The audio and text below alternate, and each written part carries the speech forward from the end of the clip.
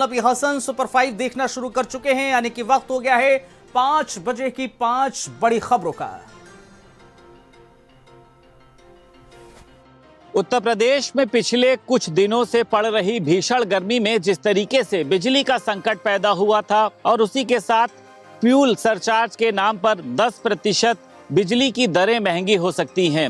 इन खबरों के बीच में अब ऊर्जा मंत्री ए.के. शर्मा ने अपने ही विभाग के चेयरमैन के ऊपर तमाम तरीके के आरोप लगाए।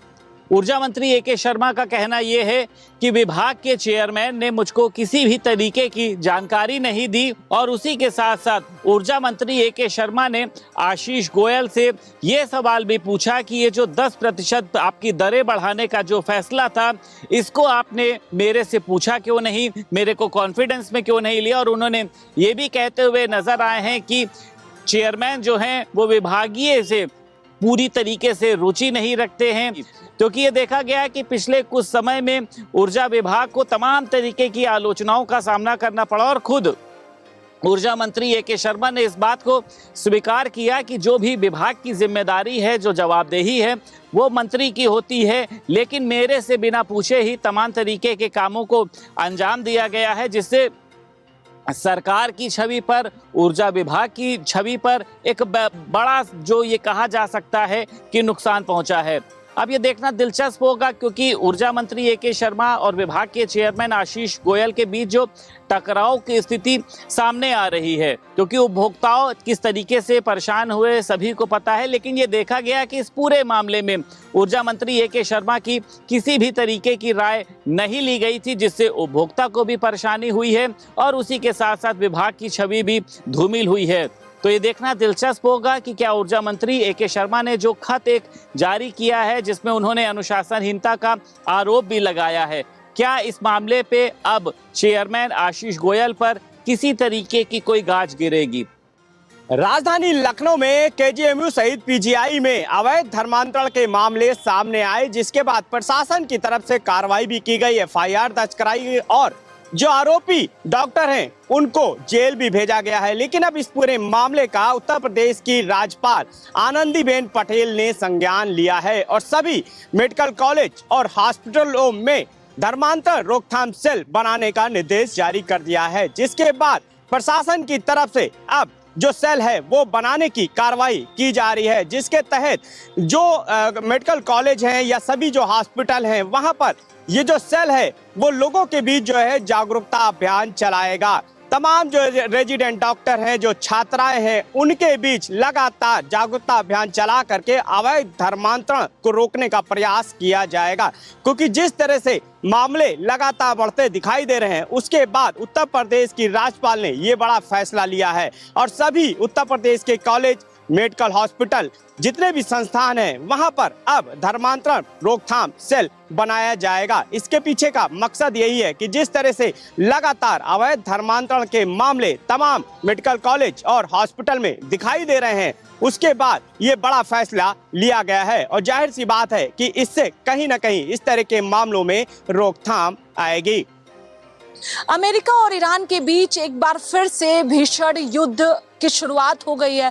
दरअसल ईरान द्वारा अमेरिका के कई ठिकानों पर हमला किया गया, ये जानकारी सामने आई। उसके बाद अमेरिका द्वारा हॉर्मुज के आसपास मिसाइल अटैक किया गया, जिसमें 2 भारतीयों की मौत की पुष्टि हुई है। वहीं 21 भारतीयों को सुरक्षित बाहर निकाला गया। दरअसल पिछले कुछ दिनों से अमेरिका और ईरान के बीच युद्ध छिड़ा हुआ है। ईरान द्वारा अमेरिका के कई सैन्य ठिकानों पर हमला किया गया और अमेरिका द्वारा ये कहा गया कि ईरान ने जिस तरह से हमला किया है उसके जवाबी हमले में कई ठिकानों पर हमला किया जाएगा। अमेरिका ने ईरान के कई हिस्सों पर हमला किया और हॉर्मुज को भी बंद करने का फैसला ईरान द्वारा किया गया है और अमेरिका ने जो हॉर्मुज के आसपास मिसाइल अटैक किया उसमें 2 भारतीयों की मौत की पुष्टि भी हुई है। गोंडा में बुधवार की बीती रात एक दर्दनाक सड़क हादसा हुआ और उस सड़क हादसे में एक एक करके 5 लोगों की जानें चली गई। 5 घरों के चिराग बुझ गए। मरने वालों में 2 लोग सगे चाचा भतीजे थे, 2 लोग सगे भाई थे और 1 संजय तिवारी थे। बताया जाता है कि संजय तिवारी लौट रहे थे गोंडा से, कर्नलगंज जा रहे थे और रास्ते में संजय तिवारी को संतोष ढाबा से कुछ पहले एक डंपर टक्कर मारता है। संजय तिवारी खाई में गिर जाते हैं, उनको आसपास के जो लोग होते हैं वो निकाल करके खाई से सड़क पर लेकर के आते हैं। तब तक गोंडा की ही तरफ से लखनऊ जा रही एक एक्सयूवी गाड़ी तेज रफ्तार में आती है और सड़क पर जितने भी लोग होते हैं सबको रौंद देती है। 4 लोगों की ऑन द स्पॉट मौके पर मौत हो जाती है और एक 10 साल का बच्चा जिसको रेफर किया जाता है लखनऊ के लिए और उसको एम्बुलेंस से भेजा जाता है लखनऊ, लेकिन बहराइच के मुस्तफाबाद जैसे ही एम्बुलेंस पहुंचती है कि वो बच्चा एम्बुलेंस में ही दम तोड़ देता है।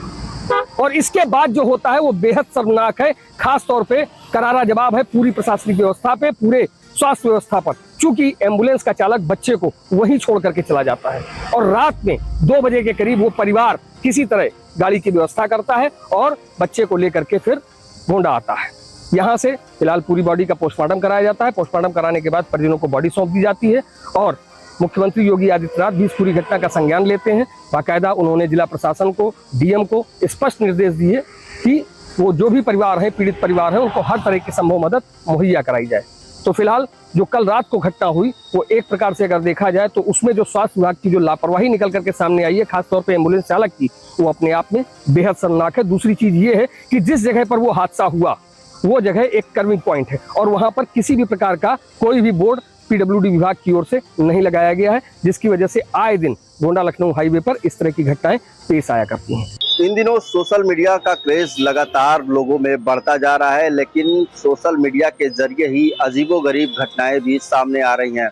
दरअसल ताजा मामला वाराणसी के सारनाथ इलाके का है, जहां पर सारनाथ इलाके का रहने वाला एक लड़का महाराष्ट्र की एक लड़की से इंस्टाग्राम पर दोस्ती हो गई। दोस्ती के बाद दोनों में ऑनलाइन चैट शुरू हुए और दोनों में गहरा मोहब्बत हो गया। लड़की ने लड़के से शादी करने का प्रस्ताव रखा और उसके बाद 9 जून को लड़की सीधे वाराणसी अपने प्रेमी के घर पहुंच जाती है। प्रेमी जैसे ही लड़की को देखता है वो शादी से इनकार कर देता है। जो प्रेमी है उसका आरोप है कि लड़की जिस तरीके से इंस्टाग्राम पर दिखती थी असल में वैसी है नहीं। दरअसल प्रेमी ने अपने प्रेमिका पर यह आरोप लगाया है कि जो लड़की है वो इंस्टाग्राम पर फिल्टर द्वारा उससे बातचीत करती थी।